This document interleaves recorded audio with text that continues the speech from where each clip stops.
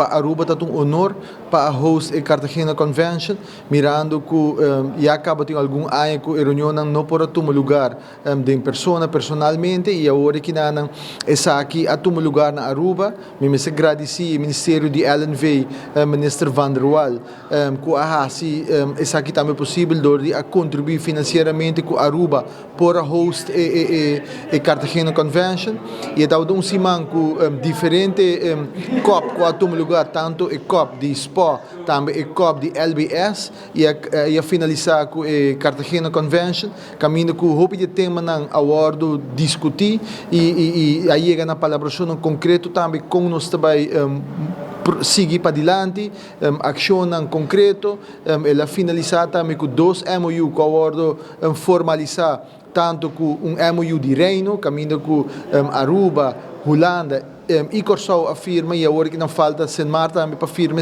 aqui está basado em 3 temas.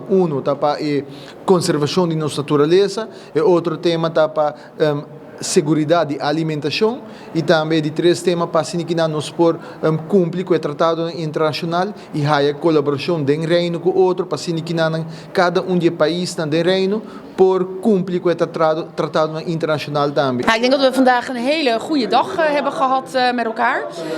En wat ik het allerbelangrijkste vind is, we hebben niet alleen gepraat, maar we hebben vooral ook afspraken gemaakt. Concrete acties die we met elkaar hebben kunnen afspreken.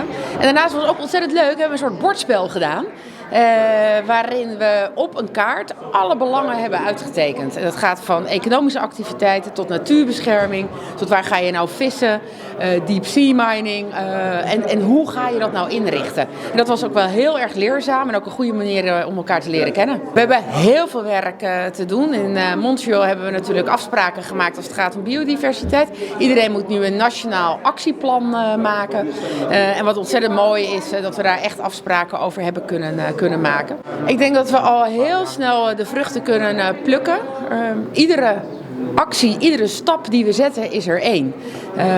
En iedere stap draagt dus al bij. Dus we kunnen denk ik heel snel vruchten plukken als we maar in actie komen. En die stap hebben we vandaag gezet.